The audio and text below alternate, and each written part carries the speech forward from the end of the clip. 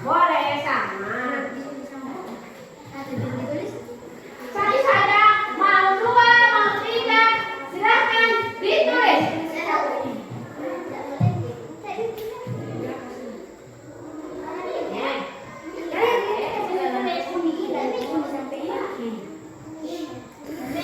Ya, silahkan tulis. Kalian memikirkan kelas yang bagaimana? Ya, tulis. Ada pulpen tak? Tahu pulpennya? Pinjam dulu ya.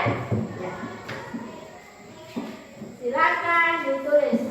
Saya memimpikan kelas yang apa? Bersihkah?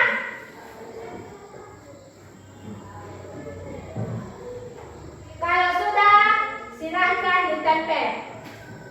Ya, mana sudah? Iya, bagus. Silakan tempel di atas. Tempel di sini, Nana. Tes, Nana. Teman-teman membaca di bawah. Iya. Lanjut. Nurwayuni sudah? Ya, ditempel. Oke.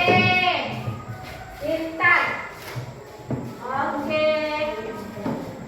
Ya, boleh dibawanya, boleh dibawanya. Bawanya boleh.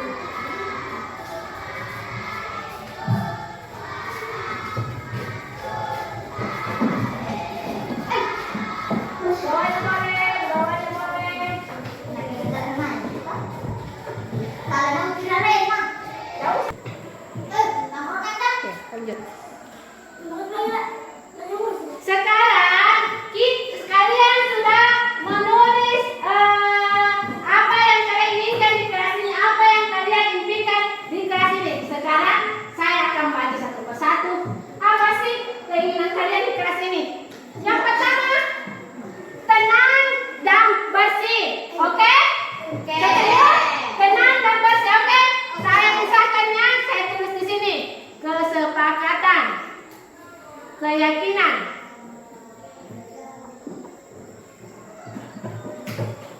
Oke, kita ambil ini ya. Tenang dan bersih. Yang kedua, kelas bersih dan sopan. Sama tadi. Di sini ada tolong menolong. Kelas yang saling menghargai. Saling menolong sama. Saling menolong sama. Saling menolong teman sama. Sopan dan santun. Iya, boleh sama tadi. Membantu. Saya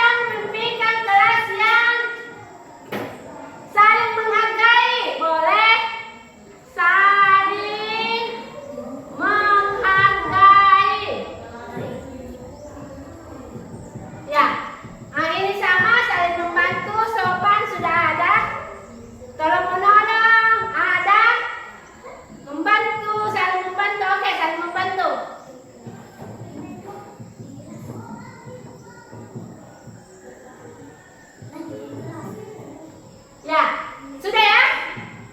Jadi kita sepakat ini adalah keyakinan kelas kita, kelas 4. Ya, saya bacakan ya. Saya bacakan. Apa? Sama-sama saling. Ya, oke, sepakat? Oke? Oke. Lanjut. Selalu menjaga kebersihan. Oke? Oke. Yang ketiga. Yang keempat. Yang kelima.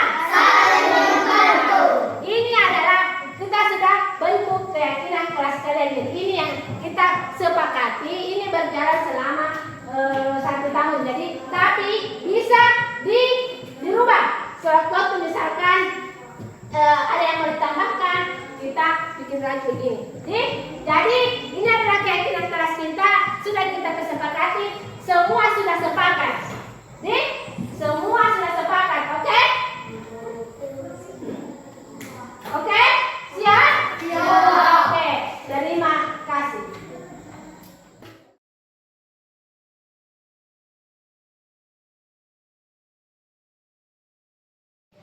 Bismillahirrahmanirrahim. Assalamualaikum warahmatullahi wabarakatuh. Puji syukur kita panjatkan kehadirat Allah Subhanahu wa taala. Tentunya merupakan nikmat yang patut kita syukuri hari ini. Kita dapat berkumpul dalam acara diseminasi budaya positif. Salawat serta salam semoga senantiasa tercurah kepada junjungan kita Nabiullah Muhammad sallallahu alaihi wasallam, karena berkat karunia, hidayah dan inayahnya kita dapat berkumpul di tempat ini. Sebelum kita memasuki rangkaian acara, marilah kita bersama-sama mengucapkan lafaz basmalah.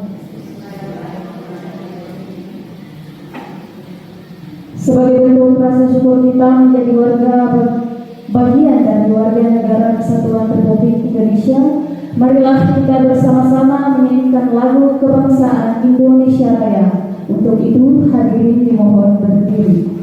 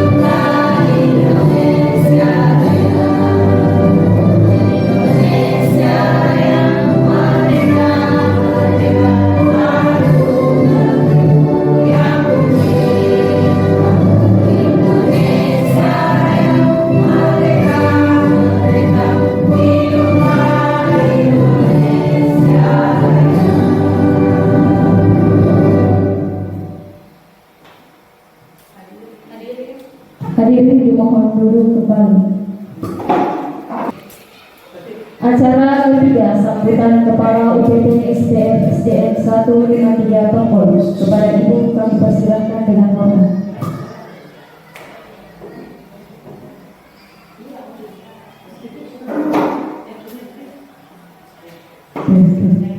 Bismillahirrahmanirrahim. Assalamualaikum warahmatullahi wabarakatuh.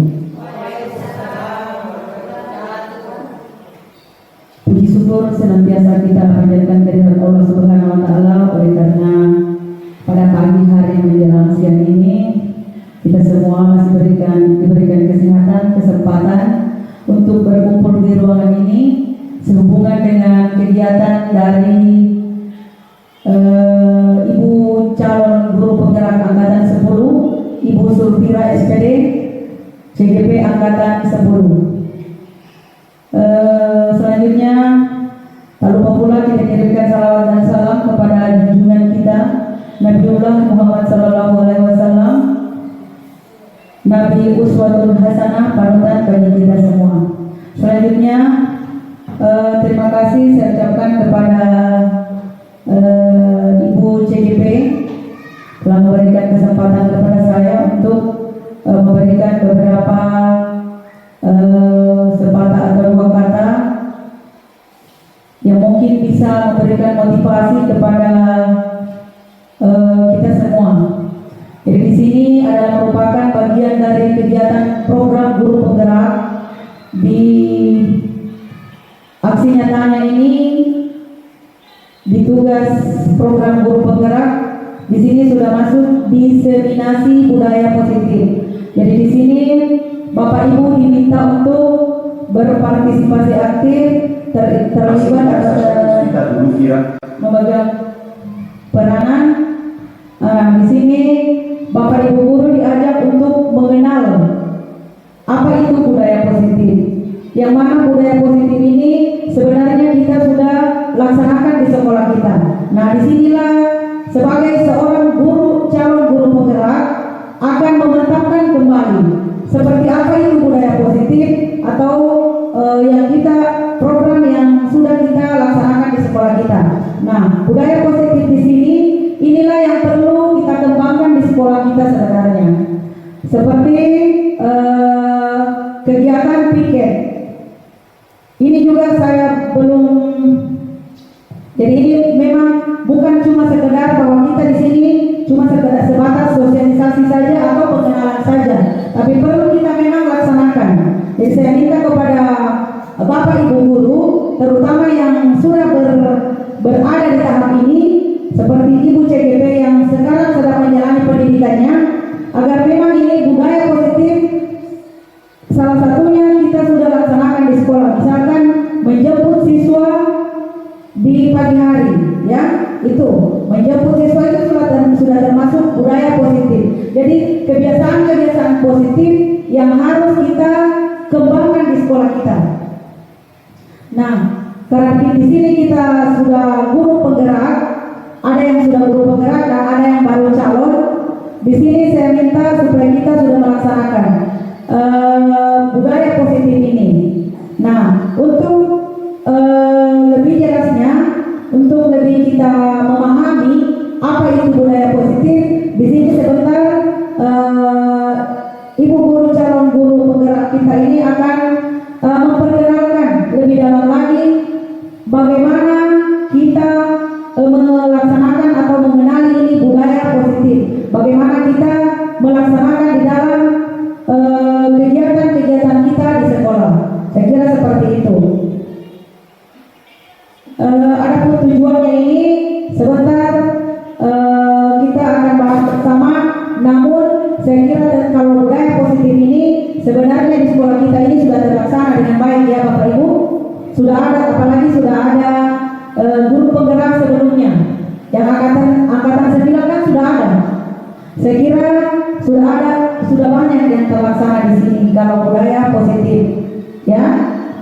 Kalau boleh saya bertanya, sudah apa budaya positifnya di sini, Bu, yang ini, yang pakai dulu?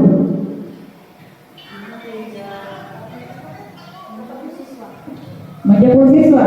Berarti kalau Ibu Pira harus lain lagi dari itu programnya, ya. Seperti itu. Jadi di sini memang ini 153 Tombolo ini lebih istimewa sebenarnya. Sudah banyak. Sekarang kepala sekolahnya guru penggerak, guru PJOK-nya guru penggerak, dan berikut ada lagi menyusul di angkatan 10 guru dari kelas 1, ya. Dan mudah-mudahan harapan saya sebagai penanggung jawab di sekolah ini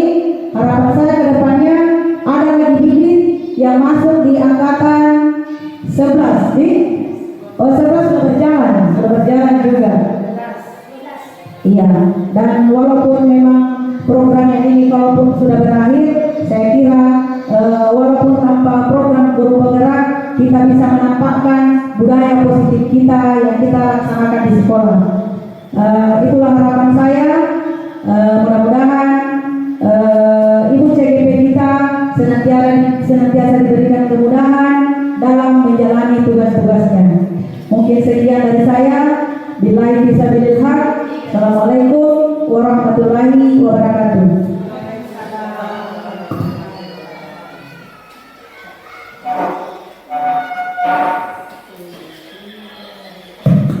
Baik, itulah tadi sambutan dari Kepala UTT SPM SDN 1 Tiga Tompolo. Tibalah kita pada acara inti, yaitu pemaparan materi yang mengusung tema diseminasi budaya positif yang akan dibawakan oleh Ibu Sulfira SPD selaku calon guru penggerak angkatan 10 Kabupaten Gunung pada tahun 2024. Kepada Ibu kami persilahkan dengan hormat.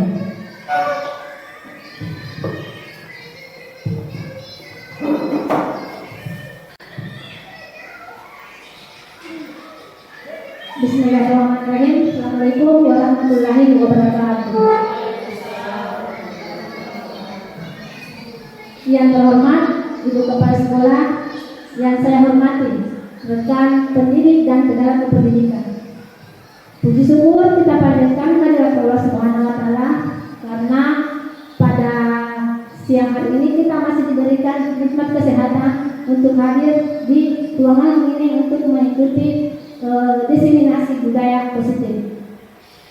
Yang mana ini merupakan rangkaian program pendidikan guru penggerak angkatan 10.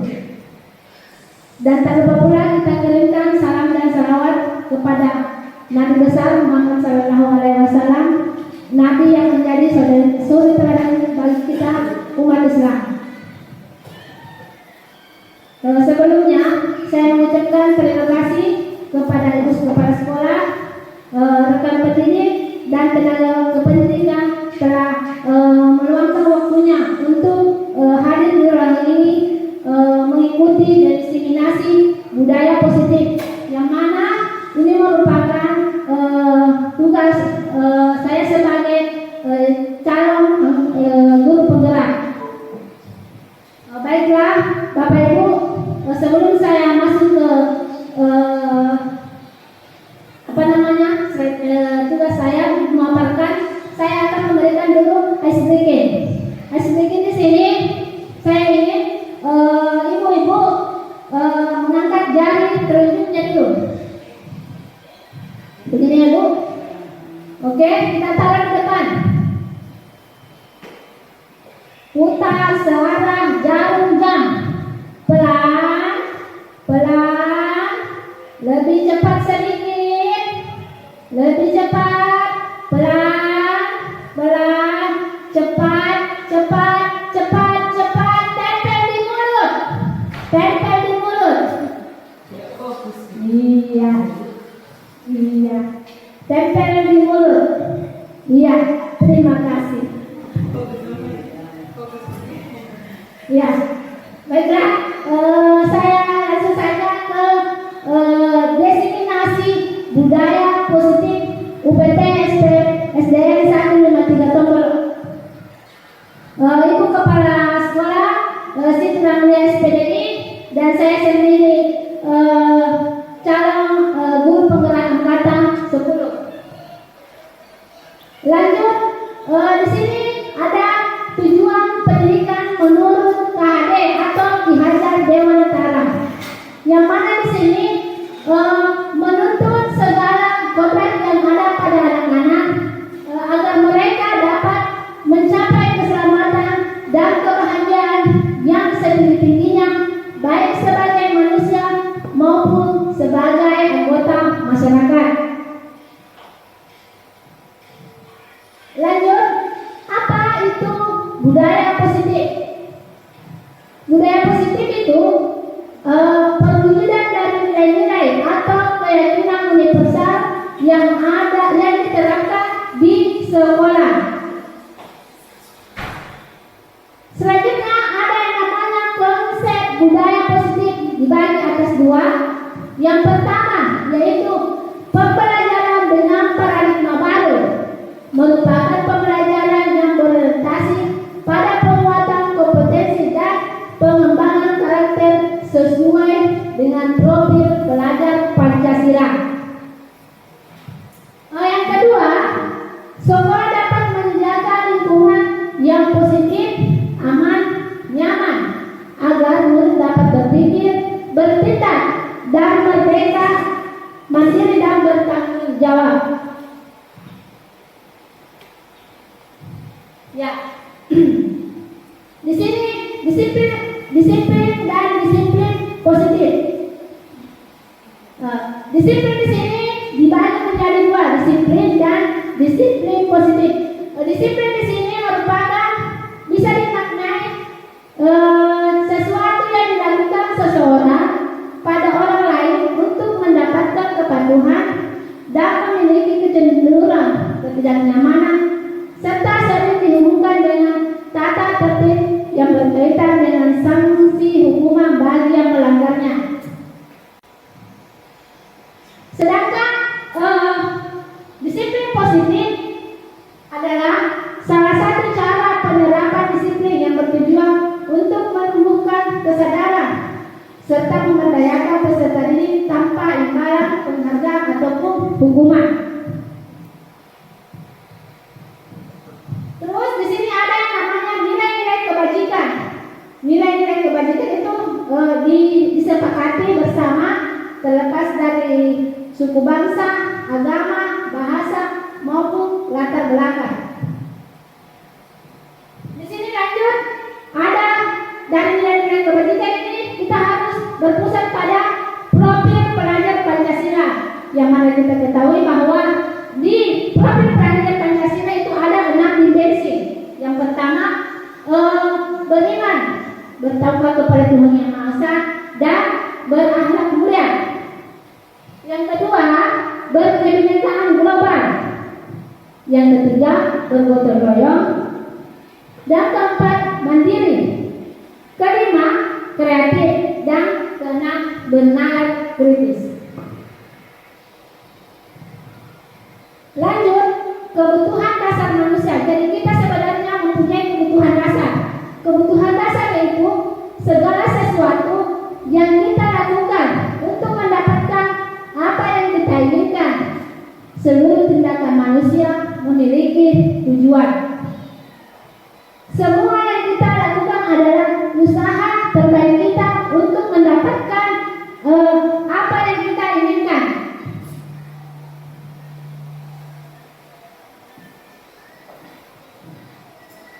Ada 5 kebutuhan dasar manusia. Yang pertama, kebutuhan bertahan hidup, yaitu kesehatan, rumah, dan makanan. Yang kedua, kasih sayang dan rasa terima. Kita bisa mendapatkannya dari teman, keluarga, pasangan hidup, teman kerja, dan binatang peliharaan. Yang ketiga, penguasaan. Penguasaan di sini keinginan untuk dianggap berharga bagi orang lain, kompeten, diakui, dihormati. Dan keempat, kebebasan. Kebebasan tidak suka dikekang, bebas memilih atas pilihan sendiri, bebas bergerak, mencoba hal baru yang menarik. Dan yang keenam adalah kesenangan. Yang kelima, kesenangan ini kita bisa mendapatkannya di mana suka bermain, mengoleksi barang, suka bergurau, atau melucu dan menggemaskan.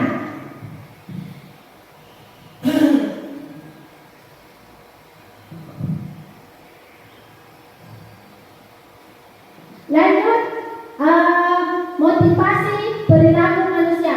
Ada 3. Yang pertama, untuk menghindari ketidaknyamanan atau hukuman, itu termasuk motivasi eksternal.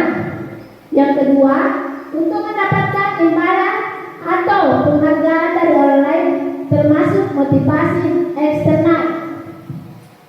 Dan yang ketiga, untuk menjadi orang yang mereka inginkan dan menghargai diri sendiri dengan nilai-nilai yang mereka percaya, termasuk motivasi internal atau tujuan disiplin positif. Ya, di sini ada hukuman, ada 3 pertanyaan. Ini termasuk hukuman atau konsekuensi. Di sini ada 3 pertanyaan. Yang pertama, lari mengelilingi lapangan basket 2 kali karena terlambat hadir di sekolah. Ini termasuk hukuman atau konsekuensi. Saya tanya dulu ke ibu-ibu, ada yang bisa menjawab? Ini termasuk hukuman. Termasuk hukuman. Karena hukuman di sini belum dijelaskan ya Bu. Kalau hukuman itu tidak ada sangkut pautnya atau tidak berhubungan dengan apa yang anak-anak itu langgar, itulah hukuman. Nah, kalau konsekuensi sesuai dengan apa yang dia kerjakan, apa yang dia langgar, seperti itu kira-kira. Jadi menurut saya, kalau lari mengelilingi lapangan basket 2 kali karena terlambat hadir di sekolah, itu menurut saya termasuk hukuman karena tidak sesuai. Terima kasih. Ya, terima kasih Ibu. Ada yang lain yang ingin menjawab pertanyaan nomor 1, termasuk hukuman atau konsekuensi atau sama hukuman? Hukuman. Baik, terima kasih. Oke, sebentar kita lihat. Terus yang kedua, pertanyaan kedua, membersihkan coretan yang dibuat di meja tulis. Ini termasuk konsekuensi atau hukuman? Konsekuensi. Termasuk? Termasuk apa Ibu? Tadi. Ya, ini termasuk sebagai konsekuensi karena seperti yang dibahas tadi oleh Ibu Kepala Sekolah bahwa hukuman dan konsekuensi memiliki arti yang berbeda, di mana hukuman itu tidak ada hubungannya dengan sesuatu yang dia perbuat, sedangkan konsekuensi adalah hasil dari yang dia langgar. Baik, terima kasih. Baik, terima kasih. Oke, sekarang kita lanjut ke pertanyaan ketiga. Berdiri di depan kelas sambil mengangkat kaki 1 karena tidak bisa menjawab pertanyaan. Ini termasuk hukuman atau konsekuensi? Ini termasuk hukuman atau konsekuensi? Ada yang bisa memberikan pertanyaan itu? Jawab. Terima kasih. Assalamualaikum warahmatullahi wabarakatuh. Sesuai dengan pertanyaan tadi, berdiri di depan kelas sambil mengangkat kaki 1 karena tidak bisa menjawab pertanyaan. Ini saya sepakat sebagai suatu hukuman. Karena kenapa saya katakan sebagai suatu hukuman? Karena memberikan sesuatu sesuai dengan pelanggaran yang itu tidak boleh apa? Kalau hukuman itu tidak mendidik, bukan berupa pendidikan, tapi memberikan hukuman kepada anak yang mendidik, bukan menyiksa fisik anak, tapi harus dengan pikirannya. Maksudnya melatih pikiran bagaimana memberikan anak itu hukuman supaya pribadinya bisa terbentuk dengan baik dan meninggalkan mengerti apa yang menjadi hukuman itu bisa dia tinggalkan, apa yang menjadi pelanggarannya itu dia bisa tinggalkan. Sekian, assalamualaikum warahmatullahi wabarakatuh. Ya, baik Bu, terima kasih atas jawabannya. Baik, kita akan menjawab dari ketiga pertanyaan ini. Lanjut Ibu.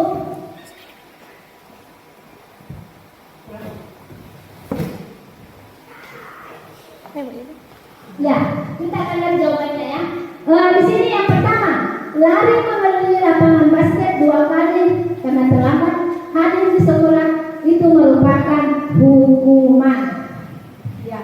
Yang kedua, membersihkan coretan yang dibuat di meja tulis itu termasuk konsekuensi. Dan yang ketiga, berdiri di depan kelas sambil mengangkat 1 kaki karena tidak bisa menjawab pertanyaan termasuk hukuman. Ya, hukuman. Hukuman itu tidak terencana atau tiba-tiba. Murid dilibatkan dalam menentukannya. Tidak dilibatkan dalam menentukannya. Bersifat satu arah, hukuman fisik maupun psikis. Murid menyakiti hati mereka. Jadi hukuman itu tidak terencana. Tiba-tiba saja kita memberikan, misalkan tadi terlambat, langsung kita berikan hukuman lari keliling lapangan. Sedangkan konsekuensi itu terencana, disepakati bersama. Murid dibuat tidak nyaman. Sikap guru selalu mengawasi murid.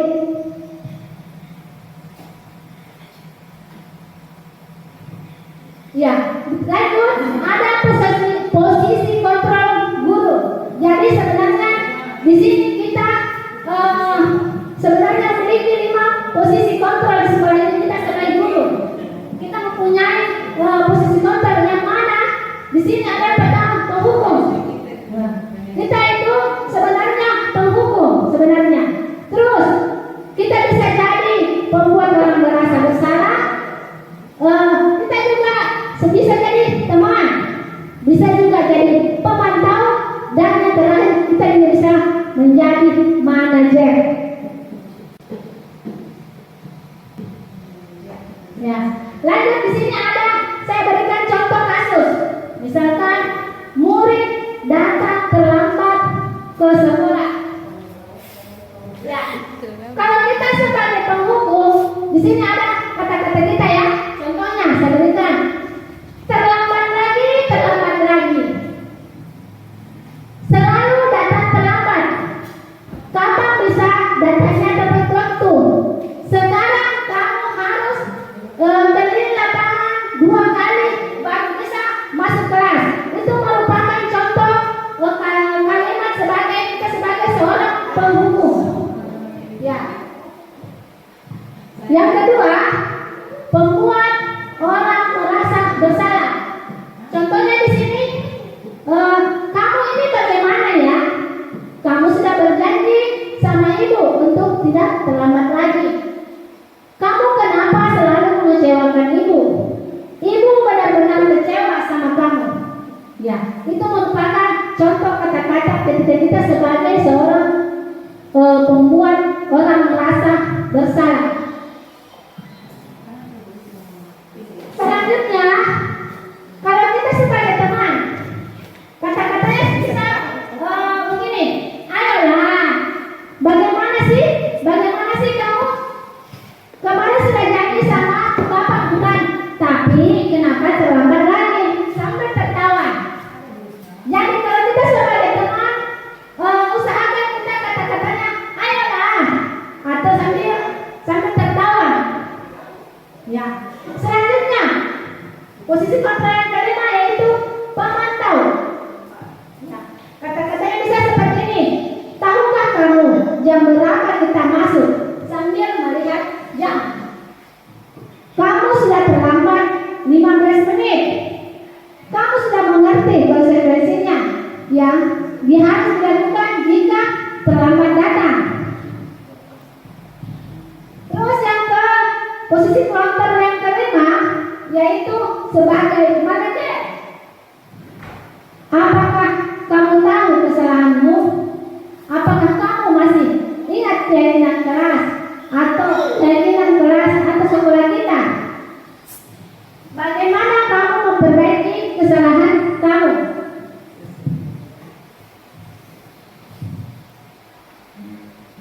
Lanjut. Ya, di sini ada namanya segitiga restitusi. Jadi ketika kita tadi posisi kontrol ada yang namanya segitiga restitusi. Tujuannya ini untuk menghasilkan murid yang mandiri dan bertanggung jawab. Apa itu restitusi? Ya, kita bisa lihat di atas. Restitusi adalah sebuah cara menanamkan disiplin positif pada murid, suatu proses menciptakan kondisi bagi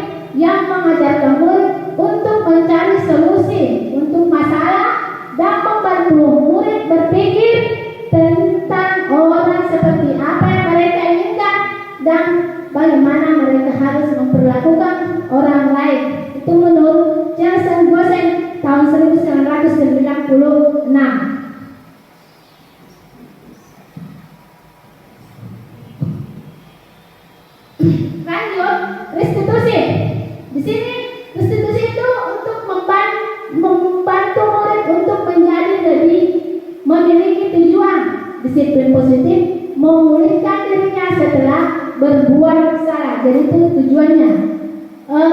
Penambahannya bukan pada bagaimana memperlakukan untuk menyenangkan orang lain atau menghindari ketidaknyamanan, namun tujuannya adalah untuk menghargai nilai-nilai kebajikan yang dipercaya.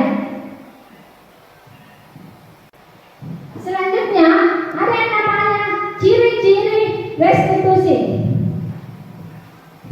Ciri-ciri restitusi di sini ada 10. Yang pertama, restitusi bukan untuk menebus kesalahan, namun untuk belajar dari kesalahan. Yang kedua, restitusi memperbaiki hubungan. Dan yang ketiga, restitusi adalah tawaran, bukan paksaan. Keempat, restitusi menuntun untuk melihat ke dalam diri. Yang kelima, restitusi mencari kebutuhan dasar mendasari tindakan. Keenam, restitusi diri adalah cara yang paling baik. Yang ketujuh, restitusi fokus pada karakter, bukan tindakan. Yang kedelapan, restitusi itu menguatkan. Kesembilan, restitusi itu fokus pada solusi. Dan yang ke-10 yaitu restitusi mengembalikan murid berbuat salah pada kelompoknya. Ya, Bapak Ibu, di sini ada segitiga restitusi. Ada di sini segitiga restitusi. Kita bisa lihat di sini keyakinan keras apa yang telah kita sepakati. Kamu tentu punya alasan. Ini kata-kata mengapa melakukan ini. Di sini ada 3: validasi, menanyakan keyakinan, dan kalau divalidasi tindakan yang salah, kita bisa menanyakan adakah cara yang lebih efektif untuk mendapatkan apa yang kamu butuhkan. Sedangkan kalau untuk menstabilitaskan identitas, setiap orang pasti pernah melakukan kesalahan. Terus kalau di keyakinan, menanyakan keyakinan, kamu ingat ingin menjadi orang yang seperti apa? Kalau kasih ini menstabilkan identitas, itu kamu bukan satu-satunya yang pernah melakukan ini.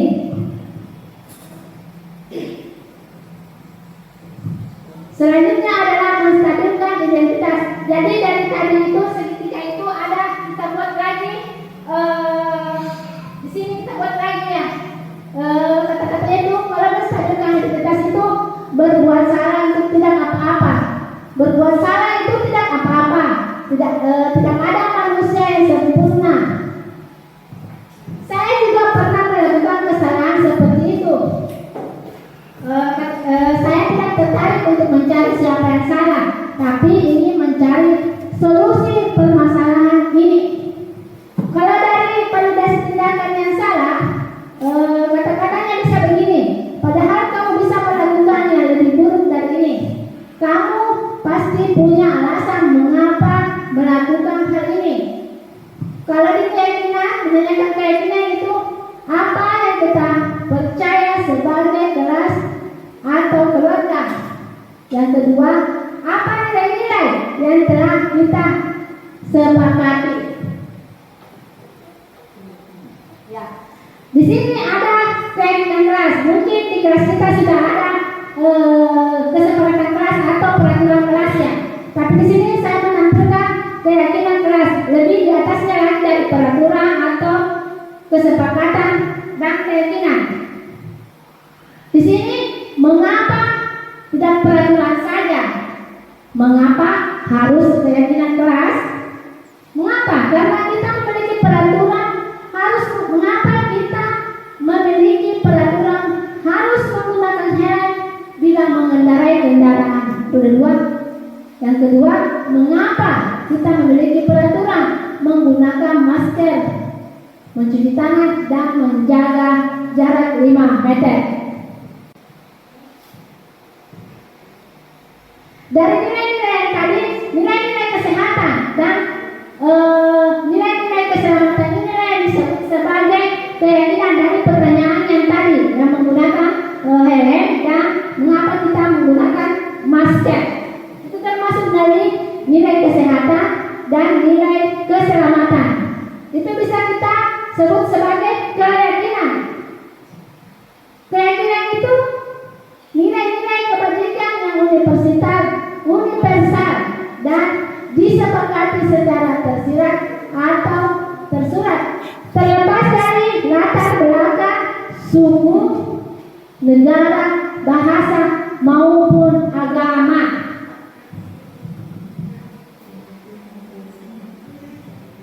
Di sini kita akan mencoba membentuk keyakinan keras. Keyakinan keras itu bersifat lebih abstrak daripada peraturan yang lebih rinci dan konkret. Yang kedua, berupa pernyataan universal. Yang ketiga, pernyataan keyakinan keras senantiasa dibuat dalam kalimat-kalimat positif. Keempat, keyakinan keras tidak terlalu banyak. Keyakinan keras tidak terlalu banyak. Yang kelima, sesuatu yang dapat diterapkan di lingkungan tersebut. Keenam, semua warga kelas hendaknya ikut berkontribusi dalam membuat keyakinan keras lewat kegiatan curah pendapat. Jadi keyakinan keras itu kita bisa libatkan semua yang ada di misalkan kelas 1, kita libatkan semua siswanya. Yang ketujuh, bersedia meninjau kembali keyakinan keras dari waktu ke waktu. Jadi kita bisa tinjau kembali apakah perlu kita tambah keyakinan keras yang pernah kita buat. Lanjut. Ya, di sini ada contoh keyakinan keras ya. Keyakinan keras kelas 1. Contohnya itu jaga kebersihan sampah. Jaga kebersihan ruang kelas kita. Yang kedua, mari membantu kapanpun kita bisa. Yang ketiga, taruh kembali barang di rak yang tepat. Yang berikutnya, mari lakukan yang terbaik. Selanjutnya, bicara dengan guru jika kamu memiliki masalah. Jadi ini salah satu contoh keyakinan kelas 1. Jadi Bapak Ibu bisa membuat keyakinan kelas bisa dengan contoh ini. Jadi kata-katanya tadi harus melibatkan semua siswa di kelas kita. Kata-katanya bersifat kata-kata positif. Ya, ini salah satu contohnya kata-kata positif. Yang kedua yaitu disimpan di tempat yang bisa dilihat. Jadi ya, sewaktu siswa bisa melihat. Jadi pada saat kita mengajar, kita bisa kembalikan. Inilah keyakinan kelas kita. Ya, selanjutnya itu tadi pemateri saya. Terima kasih. Salam guru penggerak. Mari kita tergerak, bergerak dan menggerakkan. Terima kasih. Assalamualaikum warahmatullahi wabarakatuh.